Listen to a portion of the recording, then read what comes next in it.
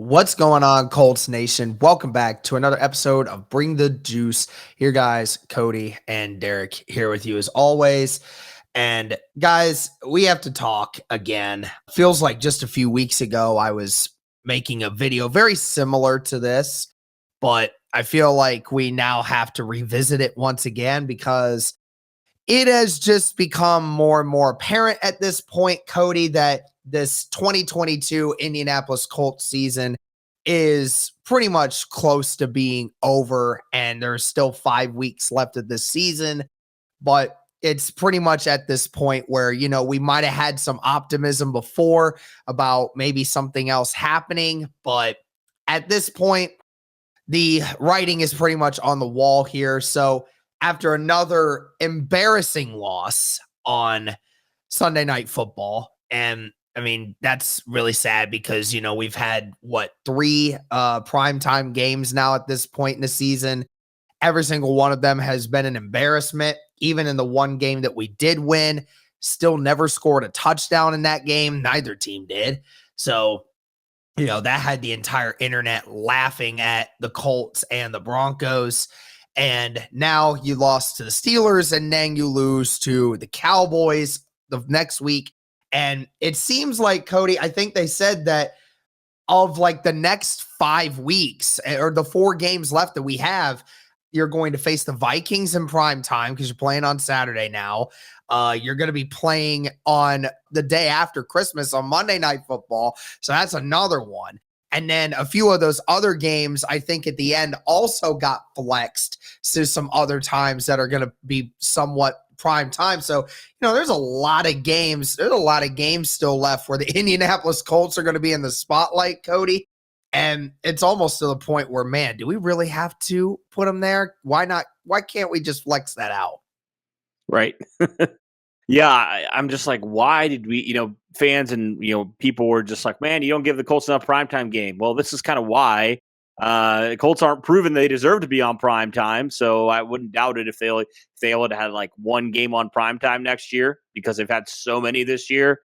Yeah, at this point, I'm just like, let's just get the 1 o'clock games so we can get the games over with and we can move forward. I don't want to wait all day just knowing what's coming. You know what I mean? So, yeah, it's been just one of those seasons, man. At the end of the last week's game, right, the end of last night's game, whenever this is coming out, the Sunday Night Football game, there was 9 minutes left, and I was just dreading it in the fourth quarter. It was just like, Yeah. We just get this over with. My goodness, that's just, and I think that just goes to show how miserable this team has been this year, especially offensively. And it's a chore every week to try to watch this team go out there and perform because they just don't. It's painful, if it wasn't for how terrible Denver has been, I mean, the Colts offense would be, quite literally the worst offense in the NFL. But somehow Russ and those boys cooking up something worse. So, yeah, it's been bad, man. This team has really, as we talk about in this video with the title, they've fallen off a cliff in a lot of different ways. And yesterday was just kind of an escalation of that, if that makes sense. It's crazy to me, Derek, that the Colts went into that fourth quarter only down by 2 and they lost by 30 plus. I mean, that just tells you how this season has gone, and just the ineptitude of this offense to it's every single drive pretty much ended in a turnover in the fourth quarter. It's just insane, and your defense is struggling now. And I know that Dallas is a really good offense, but that was horrible. That was a terrible fourth quarter for them. And the wheels are very much have fallen off the wagon, Derek, at this point with this team. I mean, if there was any sliver of playoff hope, it's all gone now. There's really not, at this point. I think they literally have a 10% chance at this point. And wow, that even seems high. Yeah, you have to win out. And I said it in the other video, you have to win out. And you have to I think that New England has to lose 2 games. Cincinnati has to lose 2 of its last 4. The Jets have to lose 2 of their last 4. And let's be honest, neither one of those teams is going to go on a massive losing streak. So, right. Yeah, no, for sure. And yeah, this team right now, unfortunately, and I know people don't like to do this, but Colts' best hope is to get the best draft position they can to get their future quarterback. Like, that's where we're at right now with this season, with 5 weeks, 4 games left. Remember, the Colts are on the bye this coming week. I mean, you're rooting for these teams that are right now ahead of the Colts in the draft order. That's kind of where it's come to with this team, and I hate to do that. You never want to root against your team, but like at this point, what do you have to gain? By like pulling out a couple more wins. All you're doing is hurting your draft stock at this point. It's obvious you're not going to make the playoffs, so I don't understand. Why you would try to, and I know the Colts and Jeff Saturday, this is all going to go on his record, but like at this point, you have to have one eye towards the future. You cannot at this point just go on and win some pointless games at the end of the season. You know what I mean? And I don't know if the Colts are talented enough or well coached enough to do that, but yeah, this talk about a disappointment of a season, man. I mean, the expectations that not just we had, but everybody had around this team, the media, other podcasters, fans, everybody, Jim Irsay, like everybody had these expectations. Like, this is going to be a team that's going to win the division. It's going to get to the playoffs, potentially compete for a Super Bowl. And it's been the complete opposite in a lot of ways. And so it's crazy how hyped up this team was versus where they are now. It's just one of the biggest disappointments in the NFL this year by far. Yeah, it's truly remarkable. And, we could go on forever about this. And, when the end of the season comes up, we're going to do an end of the season review. We'll talk about all the games. We'll talk about all the players. We got millions of things to talk about, Cody. But yeah, that Sunday game really just felt like the admiration of all the rest of the season, right? Where the offense, and it's crazy too, Cody, because the last 3 weeks that Jeff Saturday has become the head coach of the Indianapolis Colts, those 3 first halves have actually been some of the best first halves that Indianapolis has had all year long. There's been a couple times when they were actually going into the half with the lead, which is pretty crazy to think about. Like that didn't happen for Indianapolis through the first several weeks that Frank Reich was there, right? I mean, through the first, 9 weeks was it? We've scored 1 touchdown, I think, in the first half of, or in the first quarter of any game all year long. Like, I mean, I get it. I mean, and it's to a point where, I thought, oh, there might be a change here. But it felt like, again, the offense screwing the defense at the end of games every single time. And then the defense just said, we give up. We give up because y'all keep turning the ball over. I mean, they had 5 turnovers yesterday. I think 4 of those coming in the second half and 3 of them coming in the fourth quarter at the end of the game when there was still a 2-score game early in the fourth quarter when you still had a good shot of being able to actually still win the game or to tie it at least and still be able to give yourself a chance. But I thought it was hilarious because a quick note before we continue on this, the fact that everyone kept talking about how Dallas scored 33 in the fourth quarter, everyone wants to act like that's all the defense's fault. I do want to remind people there were 2 turnovers in that fourth quarter that resulted in 6 points off of the turnover. Literally a scoop and score and an interception, a return for a touchdown. Literally. So that's 14 points given up by the offense. And then on top of it, you also had a turnover, which put the Dallas Cowboys at the 25-yard line. Right. Like, come on. I mean, are we really that stupid here that we're going to say that 33 points is all the defense's fault? The offense literally shifted about 17. No, it was more than that. They literally made about a 21 to 24 point shift in the fourth quarter, Cody. Like, if you took 14 points off of Dallas's score and put 14 points for Indianapolis, you would be talking about a whole different perspective here. But that is the offense's fault for putting themselves in this team in that situation. And that leads me into my topic that I wanted to talk about. We're talking about why this team has fallen off a cliff. Cody, this team, and this is why I think some people might agree that the Colts are the worst offense in the league. We are number 1 by a long shot in turnovers. This team, which we talked about it coming into the offseason, Cody, we said Matt Ryan has a tendency sometimes to throw a few picks, but we're like, okay, well, it won't be that terrible, right? And then, we do a pretty good job with ball security and the running department and things of that nature. But the turnovers, so 26 turnovers this year, Cody, that is most in the league. 14 interceptions, that's the most in the league. So, Matt Ryan has never been a stranger to throwing interceptions, but he always has more about a 2 or 3 touchdown ratio in comparison to that. But that's not even close to the story here this year. And then on top of it, you've had 30 fumbles this year. 12 of those were lost. So, yeah, the 30 fumbles isn't necessarily a thing, but 30 fumbles, again, especially not to mention Matt Ryan is responsible for 14 of those. That is a franchise record. And Matt Ryan's never had an issue with that, ever. All of a sudden this year, Cody, he just forgot how to handle the football. I don't know what it is. Don't know if he has hand strength anymore. Don't know if he can feel anything in his arms anymore. I'm not sure. I don't know if it's just carelessness. I'm not sure. But it's ridiculous of the fact that, Matt Ryan has been so careless with the football this year. It is unbelievable. And then on top of it, you have a minus 14 differential, tied for the worst in the NFL. I mean, and it's not just a Matt Ryan thing.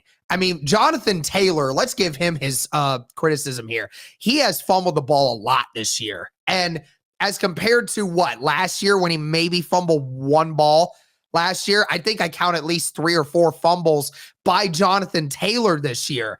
And a lot of times it's in key situations where it's like, dude, we're inside the 30. You can't be turning the ball over like this. You're the best running back in the league. You can't do that crap. And, we saw Mo Alley Cox fumble a ball where the defender wasn't even going after the ball. He literally just lost it out of his freaking hand. Maybe that's why Mo Alley Cox doesn't get involved in the offense anymore, Cody, because he can't hold on to the football. Dude, he's getting paid $8 million a year to catch one ball a game and fumble it away.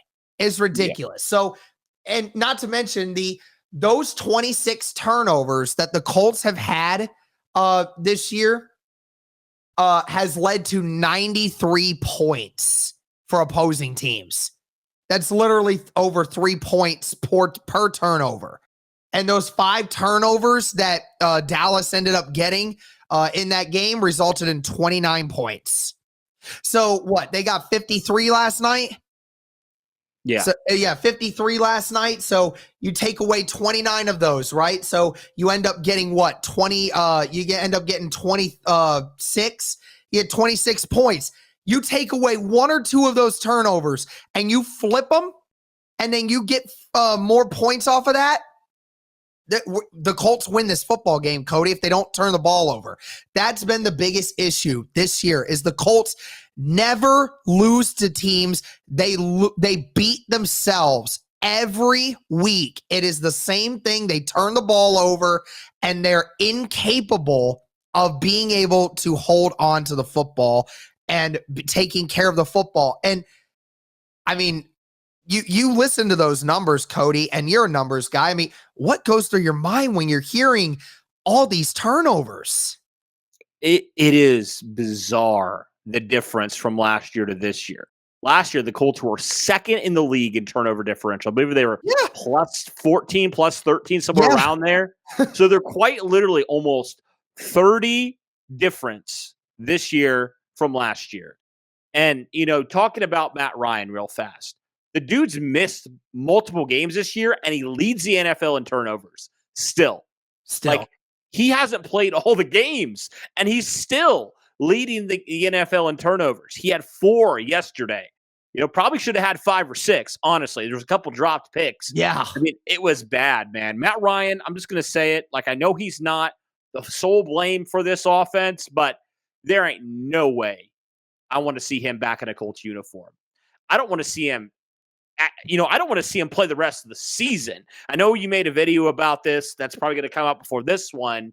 For financial reasons, the Colts would be wise maybe to bench Matt Ryan, because if he gets injured, you're going to have to pay him over $30 million. And that's not cool. That's not good. Like, don't do that. But it's come to the point where, you're at a pointless, point in your season here where you're not making the playoffs. There's really no point to trot Matt Ryan out there, potentially get hurt, screw yourself over in the cap department. It just makes no logical sense to me why you would keep him out there. He has more interceptions and touchdowns. Just continues to look bad. He's a slow processor. See, that's the big difference, Derek, between him and Phillip Rivers. Phillip Rivers didn't have the best arm, wasn't mobile. What he did have is he was an elite processor. Matt Ryan has not been an elite processor. He hasn't even been a decent processor this year. No. It's been terrible. And when he can't move and he can't, his arm isn't what it used to be either. Like, that's a recipe for disaster back there. Not to mention how bad this Colts offensive line has been for most of the season. I will say, under Jeff Saturday, they've definitely improved the last couple weeks. Yeah. But still, like, when you have a statue back there in Matt Ryan, like, and he can't process, like, there was multiple times yesterday, Derek, where it was very obvious that Dallas was sending more guys on a blitz. But, like, Matt Ryan just didn't do anything about it and just took the sack. Literally just stood there to get sacked. It's like, I said that to my family. I said that to my family on that second sack. On the second sack when it was 3rd and 5, and then they bring the blitz. They bring 6 and bring a guy right up the middle, right? Well, they have Jonathan Taylor back there to try and pick up the blitzing linebacker that's coming up the middle. But I'm thinking to myself, why? Like, I can't understand why a guy who's been in the league for 16 years is incapable of understanding, okay, I see a blitz. I should try to get a quick route or something really quick to where, like, in a second, I can get rid of it. We don't understand the concept of a hot route. Like, I don't get that. Like, Matt Ryan has played for 16 years and somehow doesn't understand that when they're sending more guys, you typically want to get the ball out quicker. It's just crazy to me. Here's a funny aspect. Like, I think about it and I'm just like thinking to myself, the Colts just don't understand blitzes on the offensive side because they don't know how to blitz on the defensive side. Right. Like, when the Colts are literally like almost dead last in blitzing percentage on the defensive side of things. So do they just like never practice on how to defend a blitz? They don't see it. So they're like, it must not exist. Yeah, it's like they don't know that it exists because the defense doesn't do it. So they're just like, what is it? You can do that? I didn't know you could do that. Wow. So, yeah, they're just not prepared every single week. And it's crazy because, like, Phillip Rivers was so good at reading things pre-snap. He was so good about, setting block, getting everybody in place, making the right play when the defense showed this thing. And it almost seems like Matt Ryan's just not doing that. He's slow at processing, slow at recognizing things at the line. Just things that we took, honestly. And I'll say this, I was thinking about this the other day. Like, we really took for granted with Phillip Rivers how good he was at the line of scrimmage and how good he was at reading things. You know what I mean? Yeah. So, yeah, that's just been something that, like, that can't continue. I would have a lot more grace, obviously, if it was like a young guy, a rookie quarterback, because that's part of it. But not a 16-year vet. Certainly not. So Matt Ryan's definitely not been the whole issue, but he's been a big part of the issue. And, Derek, a lot of people like to crap on this offensive line, and I get why. They haven't been great this year. Yeah. But honestly, I felt like the offensive line wasn't that bad yesterday. I think Bernard Ryman's definitely coming into his own, and I know Ryan Kelly, we've talked all about him. Please do not have him on this roster next year. But, like, all that to say, I don't think the offensive line was the main issue yesterday. I think it was Matt Ryan. I certainly think it was Matt Ryan, because there was multiple times yesterday where, like we talked about, like with ball placement and like velocity, like he had a huge play to Alec Pierce, a 45-yard play. Didn't go back to him, when it comes to that. Yeah. We lack, and we've talked about this before, but this Colts team lacks a vertical passing attack. And Matt Ryan, his arm is shot. Let's just say it. Let's just call it what it is. He cannot and will not, for the most part, go deep. Like, I don't understand, because Alec Pierce is so good on those contested catches, and they just don't throw it to him. And I just don't understand that, And I do feel like personally, this Colts like skill position group, like tight end, wide receiver, they're pretty solid. Like they're not great, but they're young, and I like what they provide for you. I like their upside. Yeah. You've invested some high picks into these guys, and so I like what they bring there. But I think the problem has been, just honestly the inconsistency at quarterback from a lot of different aspects.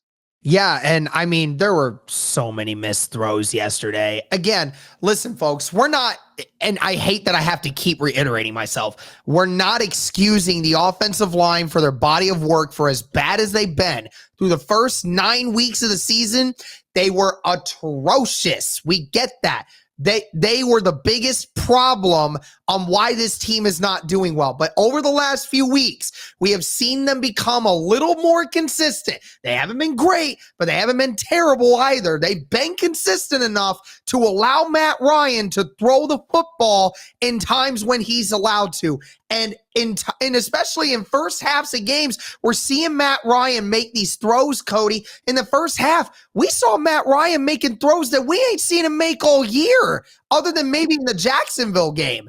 And then all of a sudden in the second half, when you're running the ball efficiently in the first half, you're throwing the ball deep in the first half, and then all of a sudden in the second half, the Cowboys start dialing up blitzes. They start dialing up the pressure. You all of a sudden can't run the football. You can't pass it past 5 yards because Matt Ryan just seems to not have any velocity on it.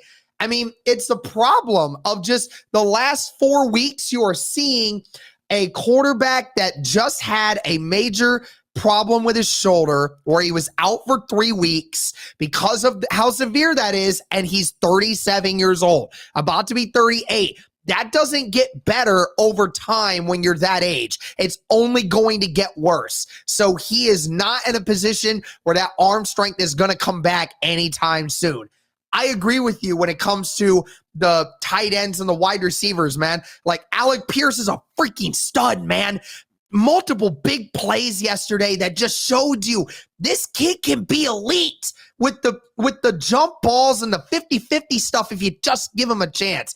Now, I will give this. Alec Pierce is still very much a guy that needs to do better in the short game passing because he falls a lot. And I hate the fact that when he's running slants, he can't seem to figure out how to keep his body from falling to the ground. That's his biggest problem. He's perfect when you tell him to go vertical, but when you tell him to do a slant, his body is just not there. But he needs to get better at that. He's a young kid, though. That's the difference. Paris Campbell, again, every catch he had yesterday was for a first down. We just didn't get him involved in the game until it was the fourth quarter again.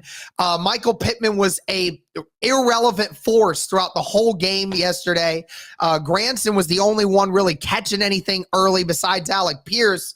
And, bro, on that, I don't remember where the fourth down was. I don't remember if it was third quarter or fourth quarter when there was that 4th and 2. Granson open in the flat for probably the 5th time this season. Granson open in the flat and Matt Ryan doesn't freaking throw it. I think he's allergic to throwing it to the flat, dude. I swear to God. I think he just thinks he's not going to be able to get it there and it's just going to get picked and just taken to the house. I don't know. He is allergic to throwing it to the flat. And Granson would have a first down and more on that throw if he just says, hike, quick, it's there within a second. But he holds it for 2 seconds and he gets sacked on a 4th and 2 when the Cowboys are bringing 7. Like, it's ridiculous. And again, the problem is, like, the offensive line yesterday, I don't remember how many times Matt Ryan got sacked. I think it was 4 times.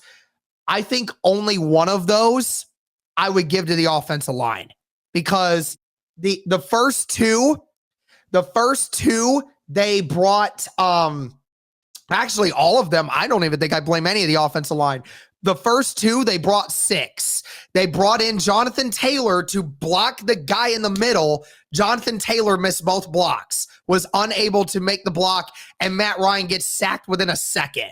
And then the third one he gets sacked on, the one where, it was the fourth down, he's got to get rid of the football. He can't hold on to it for 3 seconds on a 4th and 2 when they're bringing pressure. And then the one where he fumbled late in that game, they gave him 3 seconds to throw that football. Man, you got to get rid of that. Like, every single one of those sacks was all on Matt Ryan yesterday. I don't care what anyone tells me. I watched the game. I saw it with my own eyes. You got to get rid of that freaking football, man. And it has been just a constant problem of Matt Ryan, like you said, and I can't stress it enough, has looked like a deer in headlights. Every time he holds on to the ball for 2 seconds, he looks like he's about to get hit by something.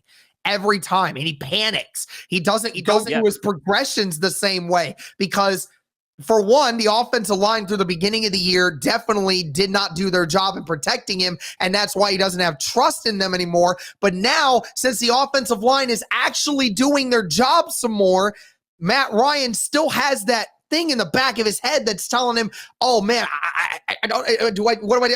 Bam, done. Like, you can't. And when you have a quarterback now, Cody, that is scared to throw the football, or how long he has in the pocket now, what Matt Ryan is, it's over. It's over. You've lost the plot. You can't fix it anymore. It doesn't matter. It doesn't matter how good the offensive line gets the rest of the year. You lost the plot. You're done. I mean, your offense is now forever going to be tainted for the rest of the year because of how bad you have scarred this quarterback with how bad your pocket has been. Yeah. And I also wanted to mention just the play calling again. And I get it. Parks Frazier is a guy that you promoted that never has had any experience. And it's definitely shown. Like, why in the world? You're talking about guys that didn't get involved. Where the heck was Jelani Woods this whole game? Where was he? Only one catch or 1 or 2 catches, fourth quarter. Like my first thought was like, is he injured? Like, are they just like putting him on a pitch count? Like, is he in an emergency situation? Like, what's the deal? But no, he comes in the fourth quarter and has 2 catches and 4 targets. And I'm like, okay, so you just didn't play him. And then the fact that Jeff Saturday comes out today and says, I don't know why. I don't know why he wasn't involved. Dude, you're the head coach. You need to know why he's not involved. Like, I know you're not calling the plays, but like, come on, man. Like, he just had a career day against the Pittsburgh Steelers. And you just decide, nah, we don't need him. Like, that is Frank Reich stuff. Again, that's the same issue that we've ran into, is not getting our best players involved. Like, what would have happened if Jelani Woods, took Mo Alley Cox's snaps? Like, there is no reason why Mo Alley Cox should be out snapping Jelani Woods at this point. Ashton Dulin. I love Ashton Dulin. He should never be out snapping Jelani Woods at this point. But he did yesterday. That's absolutely unacceptable. Like, get your best players in positions to win. It seems like this team just, for whatever reason, they don't want to build the confidence of some of these, young guys. And I don't understand that. I really don't. Like, it just doesn't make any sense to me why Jelani Woods wasn't out there more, because every time you throw it to him, for the most part, he makes a play. Yeah. So why wouldn't you want to build on his confidence? You know what I mean? It's ridiculous. It's just absolutely ridiculous. And I just hate that they do that. And you talk about not getting Paris Campbell involved. I understand it's because Matt Ryan doesn't know how to throw anymore, but like, seriously, man, like. And Michael Pittman. Yeah. I asked that question yesterday, like, is he your number 1 wide receiver or not? Because he's never involved in the game plan anymore, Cody. Like, I don't know. Like, and I'm at a loss for words, Cody. Like, I don't understand. I can't put my head around just how bad the situation has gotten in Indianapolis from a standpoint of the offense specifically. I don't understand it. How did you go from a team that last December, you had people in the national media telling people, nobody wants to face this Colts team right now, the way they're running that football, the way their defense is playing, the way they're turning that ball over on defense. Like, they could beat anyone right now. And then a year later, you're the second biggest laughing stock in the entire NFL, only behind the Denver Broncos. And the only reason the Denver Broncos are a bigger laughing stock is because you gave up, 3 first rounders for a quarterback that is only getting you like a 1 touchdown a game, if that, like that. I mean, that's even more sad than, Matt Ryan, who, we gave up a 3rd rounder, but you just gave up your future for Russell Wilson, and he's getting paid $40 to $50 million a year for the next 4 years. So, that's the only reason it's more embarrassing than us. But I can't wrap my head around it, Cody. Like, and I know Colts fans will sit here and we'll be like, oh, there's more fans just arguing about things they don't know. Like, that's the point. We don't know what's going on. I don't understand what is the problem here. Like, this team can't score 20 points, and we know they have talent, but for some reason, I wonder if it is just that simple, Cody, that, the quarterback is just that terrible, and that we actually don't have a real play caller, and that, we really need that number 1 true wide receiver that is going to just absolutely take over games. I wonder if that's all we're missing, or if it's deeper than that.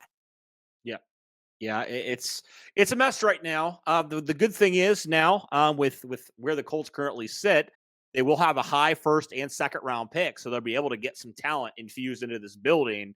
So that's great. I mean, I love that. I love that they're able to do that this offseason, and hopefully some other moves will happen here. And because there is talent on this team. Ultimately, we know that they do have young talent. It's just a matter of can it all come together, in the key positions, and I'll be interested to watch, some of those younger players, how they progress, like questions at left tackle. Can Bryman continue to build off of it? And if he can, boom, you potentially solved one of your, positions that's really been eluding you since Costanzo retired.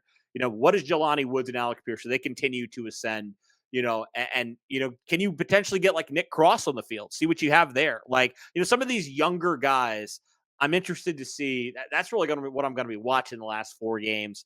Can these guys show out? And if they can, I'll feel a lot better about where this team is. They still obviously have a lot of holes they have to fill this year. But yeah, that's going to be very interesting. But as it stands this year, very forgettable season for the Colts. And, I think a lot of us are wishing it was already done so we didn't have to watch this team anymore. But we're still here. We still will be for the last 4 games of the season. And we'll see how things shake out, man, at the end of the year. Yeah, absolutely. It's going to be very interesting to say the least, but let us know your thoughts, guys, on this Colts team and just the mess that this season has been so far. Let us know your thoughts on this. Thank you guys again so much for all the support. And as always, guys, go Colts. What's going on, everybody? Today, I want to talk to you about our sponsor, BetStamp. Now, I know what you're thinking. Derek, another betting app? What is so different about this one now?